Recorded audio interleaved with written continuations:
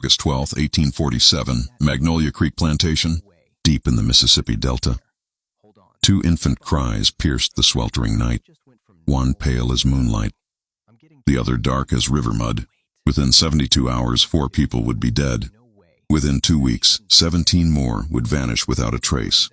For nearly a century, the truth stayed buried, locked behind sealed county records and a governor's order. What those files finally revealed about superfecundation, twins born from different fathers, was shocking enough. But what they concealed was far worse. A secret so violent it nearly burned the entire Delta to ash. Before we open those records, make sure you're subscribed to Liturgy of Fear, and tell me in the comments what state you're listening from, because what happened in Mississippi in 1847 might not be as far from your hometown as you think. The story didn't begin with a birth. It began 7 months earlier, in the cold mathematics of cruelty that defined every plantation in the antebellum South. Magnolia Creek stretched over 4,000 acres of delta soil.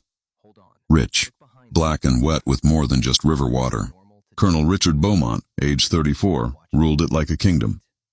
His pale eyes, so colorless they looked carved from stone, made even his overseers uneasy. They said looking into his eyes was like staring into a well that had no bottom and no water. He inherited Magnolia Creek the day his father died, collapsed mid-whip while punishing a man who'd missed quota by 15 pounds. That's how empires changed hands in the Delta, in blood, not ink. Catherine Strafford became Mrs. Beaumont in the spring of 1843, a marriage arranged like a trade deal between old Charleston rice money and Delta cotton wealth. She was 22, educated, soft-spoken, refined, but the smile she wore never reached her eyes. For 4 years, she lived inside that Greek revival mansion, 6 white columns, a widow's walk nobody used, and a silence that grew heavier with every sunset. Outside those walls, 263 enslaved souls worked the fields, raising 18,000 bales of cotton each year and burying their dead in unmarked graves. Behind the cypress trees, the Mississippi Delta was a world of contradictions, where poetry, readings, and public hangings sometimes happened on the same afternoon, where men quoted scripture before dinner and broke spines before dawn. This was the world Catherine was trapped in, until that summer night in 1847, when she gave birth to 2 sons. One pale as his father, the other not.